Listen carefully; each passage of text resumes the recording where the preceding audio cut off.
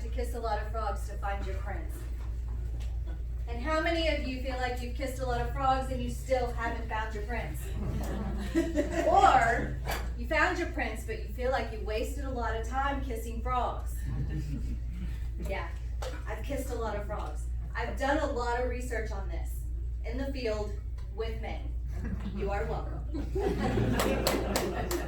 What I have discovered is that how you start a dating relationship has absolutely no bearing whatsoever on how the relationship is going to go.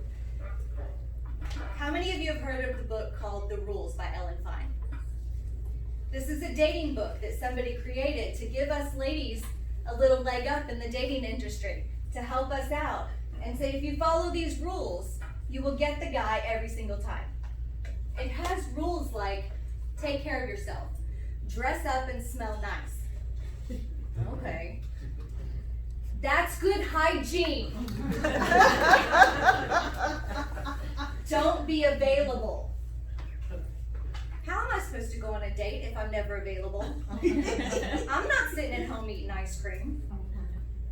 Don't date people who are dating other people. Speed dating's out.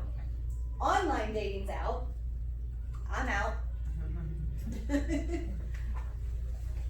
Don't kiss on the first date. How many of you have been on a first date and didn't kiss the guy? Well, I have too, because I'm not that girl. However, I've also broken that rule. The next one, don't have sex. It wasn't real clear if it was the first date or indefinitely, but either way, I've broken that rule too. Act like his life is fine and there's nothing you want to change about him. Listen, if there's something you want to change about him, he's a frog. Maybe not to somebody else, but he is to you. What I've learned from reading the rules is that I'm a rule breaker. I've broken every single one of these rules, and I still got the guy. How is that possible? Is it because I'm attractive? Maybe. Is it because of my winning personality? Possibly. But what it probably really is that they were all frogs. I didn't know my own value, so I was settling for someone else at their value as a frog.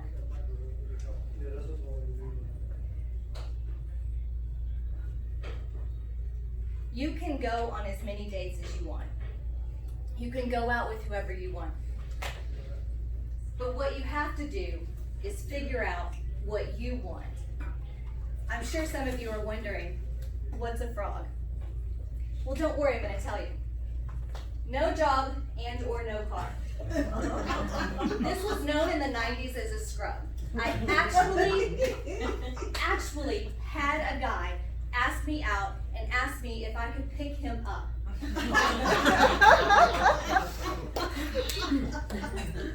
Really? And so I asked him, why do you need me to pick you up? He said, because I don't have a car. Why don't you have a car? Because I don't have a job. How do you think you're going to take me out? I'm not fixing all of this up to go buy you dinner. No respect.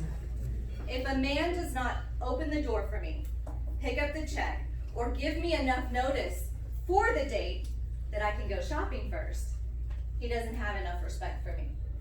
That's just my opinion.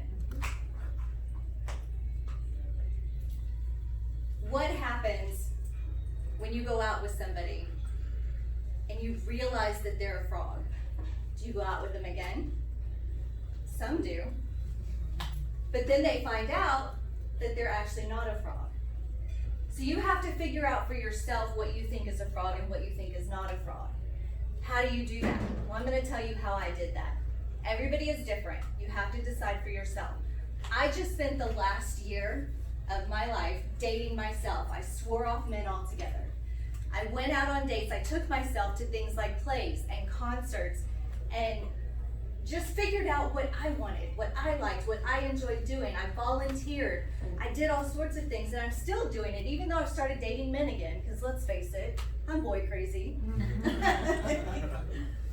But I'm still dating myself in this process, and I actually just discovered that I like golf.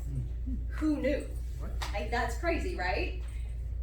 So what you have to do is you have to raise your stock in yourself. You have to find what you value in life before you go out looking for a quality partner. And then you can stop kissing frogs.